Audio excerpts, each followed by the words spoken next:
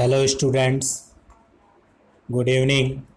मैं राकेश कुमार स्वागत करता हूं आप सभी का आपके सबसे पसंदीदा लोकप्रिय एजुकेशन चैनल आर के बायोलॉजी क्लासेज सीखकर में। तो स्टूडेंट्स, अपन चर्चा कर रहे थे अपना जो बायोलॉजी का चैप्टर नंबर 2 था, जिसमें नर व मादा युग्मकोद्भिद की संरचना और विकास। तो इस चैप्टर के बारे में अपन ने पूरा पढ़ लिया था और आशा करता हूँ आप लोगों ने सभी ने नोट्स भी बना लिए होंगे।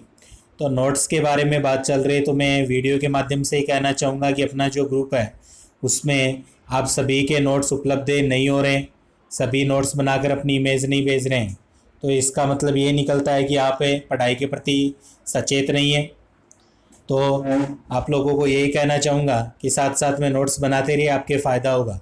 तो पिछले जो 3 पार्ट मैंने उपलब्ध करवाए थे उनमें इसके नोट्स से आप लोग बना लीजिए।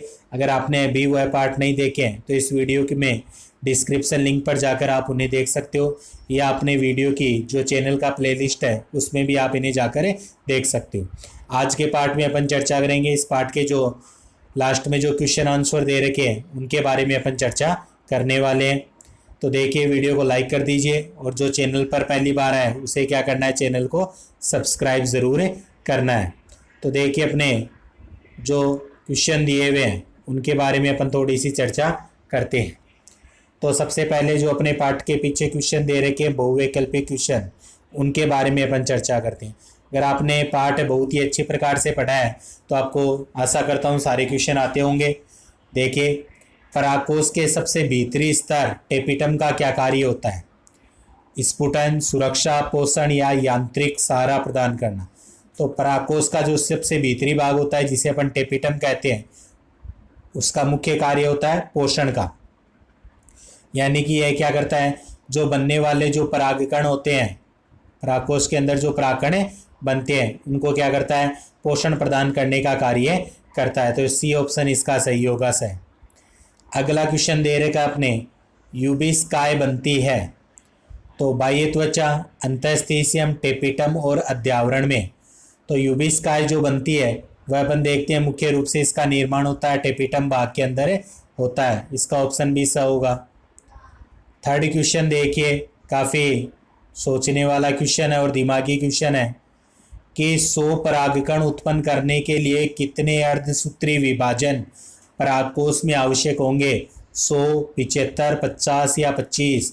तो दिमाग लगाकर बताइए क्या आंसर आएगा। तो इसके लिए कितने आवश्यक होंगे फ्रेंड्स? तो अपन देखेंगे 25 इसके लिए अपने को अर्धसूत्री विभाजन की आवश्यकता होती है। 25 अर्धसूत्री विभाजन अपने होंगे, क्योंकि 1 होगा, 1 से 2, फिर 2 से 4, 4 से 8, 8 से 16, ऐसे लगातार ये क्रिया अपन देखेंगे अर्धसूत्री विभाजन की चलती रहती है। तो 25 अर्धसूत्री विभाजन होंगे तो 100 परागकण की क्रिया होगी उत्पन्न होने की। द ऑप्शन सही होगा। फिर अगला क्वेश्चन दे रखा है, मादा युग्मकोद्भिद है भ्रूण, भ्रूणकोश, भ्रूणपोष या सहायक कोशिका। तो इनमें से जो मादा युग्मकोद्भिद होता है उसे अपन कहते हैं भ्रूणकोश के नाम से भी जानते हैं। ये जरूर ध्यान रखना है क्वेश्चन, मादा युग्मकोद्भिद को भ्रूणकोश कहते हैं। अगला क्वेश्चन अपने दे रखा है कि परिपक्व पोलीगोनम प्रकार के भ्रूणकोश में पाए जाते हैं। ऑप्शन देखिए, 7 कोशिका 8 केंद्रक, 7 केंद्रक 8 कोशिका, 8 कोशिका 8 केंद्रक और 7 कोशिका व 7 केंद्रक। तो आप लोग बताइए क्या आंसर होगा इसका। जी बिल्कुल राइट, ए ऑप्शन, यानी कि 7 तो कोशिका होगी और 8 क्या होंगे, केंद्रक। ये अपन ने इस प्रकार से बनाया था, 3 ऊपर 3 नीचे और 2 मध्य में केंद्रक। तो 8 तो केंद्रक हो जाते हैं और 3 कोशिका ऊपर 3 नीचे और मध्य में 1 कोशिका, तो 7 कोशिका। फर्स्ट ऑप्शन सही होगा। फिर अगला क्वेश्चन अपना कहता है कि आवर्तबीजी पादपों में एक परागकण में कितने नर युग्मक बनते हैं? एक परागकण में कितने नर युग्मक बनते हैं? एंजियोस्पर्म प्लांट्स की बात है। तो ऑप्शन देखिए, 1, 2, 3 और 4। तो एक जो परागकण होता है उसमें बनते हैं 2 नर युग्मक, क्योंकि अपन ने देखा था इस क्वेश्चन का कि जब परागकण जो होता है उसमें क्या होती है, एक जनन कोशिका होती है। वर्णसूत्री विभाजन के द्वारा जब परागनलिका वगैरह बन जाती है तो उस एक से कितने बन जाते हैं, 2 नर युग्मकों का निर्माण हो जाता है, जिसे अपन परागनलिका में वह चले जाते हैं नर युग्मक कहते हैं। वह संरचना यहाँ पर होती है। तो 2 नर युग्मकों का निर्माण होता है। तो ये तो थे बहुविकल्पीय क्वेश्चन। 6। अब अपन बात करते हैं आगे जो अपने क्वेश्चन आते हैं अति लघुतरात्मक क्वेश्चन, उनके बारे में।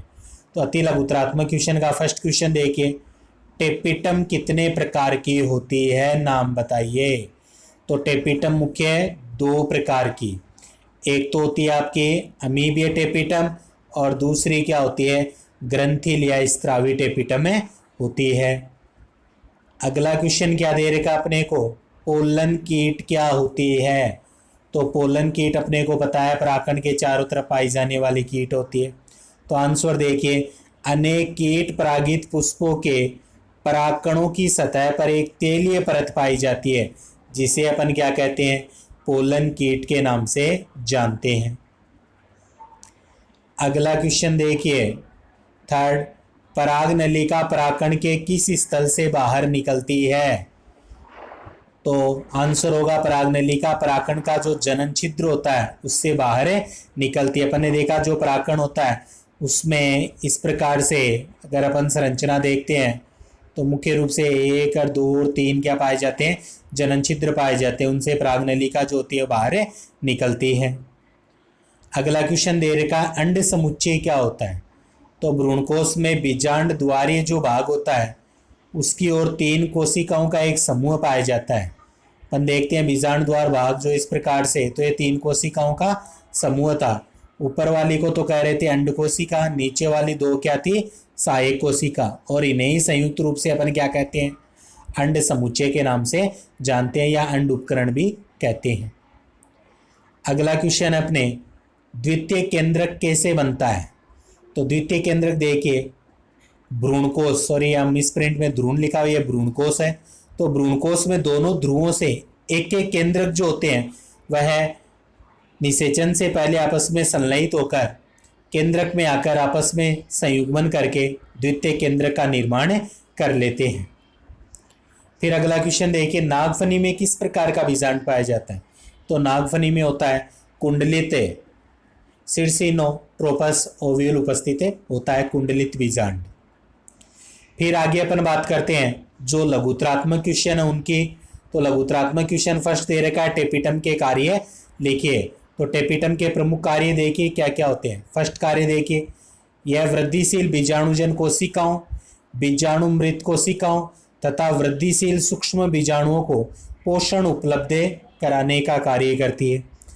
सेकंड देखिए, यह एंजाइम एवं हार्मोन का स्त्राव करती है, एंजाइम और हार्मोन का स्त्राव करती है, जिससे अपन देखते हैं कि जो परागकणों में प्रारंभिक वृद्धि के लिए संग्रहित होते हैं। यह प्रोयूबिस्काय उत्पन्न करता है जो परिपक्व परागण की बाह्य भित्ति के निर्माण के लिए स्पोरोपोलेनिन तथा अन्य पदार्थ उपलब्ध कराते हैं। यह भी टेपिटम का कार्य माना जाता है। इसके अलावा अगर टेपिटम का कार्य देखा जाए तो यह परागकणों के लिए विशेष प्रकार की प्रोटीन का स्राव करते हैं, जिसके कारण वर्तिकाग्र पर निषेच्यता तथा अनिषेच्यता की क्या होती है, पहचान होती है। यानी कि निषेचन योग्य या अनिषेचन की पहचान वहाँ पर मानी जाती है। फिर अगला क्वेश्चन देखिए, सेकंड क्वेश्चन जो अपन देखते हैं लघुतरात्मक का, परागकण की संरचना का वर्णन करना है अपने को यहाँ पर। तो देखिए परागकण की संरचना के बारे में आपको पहले अपन ने नोट्स में लिख लिया, फिर भी एक बार रिपीट कर रहा हूँ, देख लीजिए। प्रत्येक परागकण प्राय गोलाकार संरचना होती है, किंतु कुछ अन्य जातियों में यह अंडाकार या बहुभुजी भी हो सकते हैं। प्रत्येक परागकण के केंद्रक का जो सघन जीवद्रव्य 2 निश्चित भित्तियों द्वारा घिरा हुआ होता है। इन भित्तियों को अपन क्या कहते हैं, एक तो होती है बाहरी भित्ति जिसे बाह्यचोल या एक्जाइन कहते हैं, और आंतरिक भित्ति को अपन अंतःचोल या इंटाइन कहते हैं। बाहरी भित्ति स्पोरोपोलेनिन नामक पदार्थ से बनी मोटी भित्ति होती है। यह खुरदरी व विभिन्न प्रकार के अलंकारों युक्त भी होती है। ये अलंकरण जालिकावत, धारीदार एवं कांटेदार प्रकार के हो सकते हैं। बाह्य भित्ति परागकण को प्रतिरोध बनाती है, क्योंकि स्पोरोपोलेनिन का भौतिक आवरण जैविक अपघटन आसानी से नहीं होता है। बाह्य चोल पर यानी बाह्य भित्ति पर छोटी छोटी छिद्रनुमा संरचनाएं उपस्थित होती हैं, जिन्हें जनन छिद्र कहते हैं। इनकी संख्या 1 से 3 तक होती है। और अंतःचोल यानी आंतरिक भित्ति पतला, कोमल, झिल्लीनुमा होती है, जो पेक्टिन व सेलुलोज के द्वारा निर्मित होती है। तो ये सारी पराकण की संरचना थी। तीसरा क्वेश्चन है अपने यूबिस्काई क्या होती है, यूबिस बॉडीज। तो इसका क्वेश्चन देखिए अपने यूबिस्काई क्या होती है। तो स्त्रावी या ग्रंथिल जो टेपिटम होती है उसकी कोशिकाओं में वसीय प्रकृति की एक गोलाकार संरचना पाई जाती है जिसे अपन क्या कहते हैं, प्रोयूबिस्काई के नाम से जानते हैं। यह प्रोयूबिस्काई स्पोरोपोलेनी नामक पदार्थ के जमने से यूबिस्काई में परिवर्तित हो जाती है। ये जो प्रोयूबिस्काई होती है इसमें स्पोरोपोलेनी नामक पदार्थ के जमाव से यूबिस्काई में बदल जाती है जो पराकणों के निर्माण में क्या करती है, सहयोग करने का कार्य करती है। फिर आगे देखिए एक प्रारूपिक बीजांड का अपने को क्या बनाना है, नामांकित चित्र बनाना है। और ये क्वेश्चन बोर्ड के एग्जाम की दृष्टि से काफ़ी इंपॉर्टेंट क्वेश्चन है, इसलिए मैंने यहाँ पर आपको डायग्राम उपलब्ध करवाया है। आप आसानी से इस डायग्राम को इसके माध्यम से बना सकते हैं। फिर अगला जो क्वेश्चन है वह पॉलीगोनम प्रकार का भ्रूणकोश जो है उसका नामांकित डायग्राम है। ये क्वेश्चन आप लोग जरूर बनाइए और नोट्स में भी इसे शामिल कीजिए क्योंकि ये क्वेश्चन कई बार बोर्ड एग्जाम में पूछा गया है। और अंतिम जो क्वेश्चन है उसकी भी अपन चर्चा कर लेते हैं। तो वह क्वेश्चन क्या है, रिजु बीजांड और प्रतीप जो बीजांड उनमें मुख्य अंतर के बारे में दे रखा है। तो इनमें मुख्य 3 ही अंतर होते हैं। एक तो रिजु बीजांड क्या होता है, सीधा होता है। रिजु बीजांड क्या होता है, सीधा होता है। इसके बारे में अगर अपन बात करते हैं तो रिजु बीजांड क्या होता है, सीधा होता है। जबकि प्रतीप जो बीजांड होता है वह बीजांड वृंत की पार्श्विक वृद्धि के कारण 180 डिग्री पर घूमकर क्या हो जाता है, उल्टा हो जाता है। इसके अलावा इसमें बीजांड द्वार निभाग और इसमें बीजांड वृंत एक सीधी रेखा में होते हैं रिजु में। और इसमें अपन देखते हैं बीजांड द्वार व निभाग सीधी रेखा में होते हैं और बीजांड द्वार हाइलम के समीप आ जाता है। और तीसरा अंतर देखते हैं पॉलीगोनेसी तथा पाइपेरेसी कुल में पाया जाता है और यह आवर्त बीजों के 82% कुलों में यही पाया जाता है। तो ये थे इन दोनों में अंतर के क्वेश्चन। अब इसके पश्चात जो बड़े वाले जो क्वेश्चन दे रखे हैं अपने, मुख्य रूप से अपन देखेंगे कि जो बड़े वाले जो क्वेश्चन है उन क्वेश्चनों के जो सारे आंसर है, जैसे पहला परागकोश की संरचना का चित्र तो वो अपने नोट्स में आ चुका है। लघु बीजाणु चतुष्क कितने प्रकार के होते हैं वो डिटेल से कर लिया। बीजांड के प्रकार चित्र सहित अपन ने कर लिया। आवर्त बीजी पादप में नरयुग्मोत्तक का परिवर्तन कर लिया।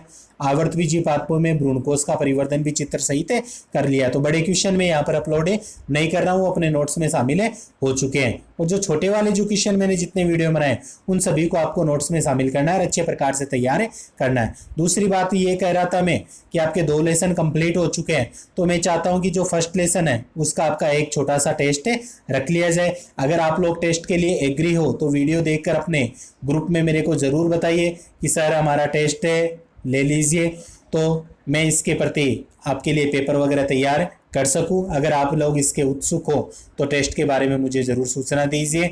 वीडियो देखने के लिए धन्यवाद। वीडियो अच्छा लगा तो लाइक कर दीजिए, ज़्यादा से ज़्यादा शेयर ज़रूर कीजिए। चैनल पर जो नए हैं वह सब्सक्राइब कर दीजिए। मिलते हैं अगले वीडियो में एक नए टॉपिक के साथ। तब तक के लिए जय हिंद, जय भारत।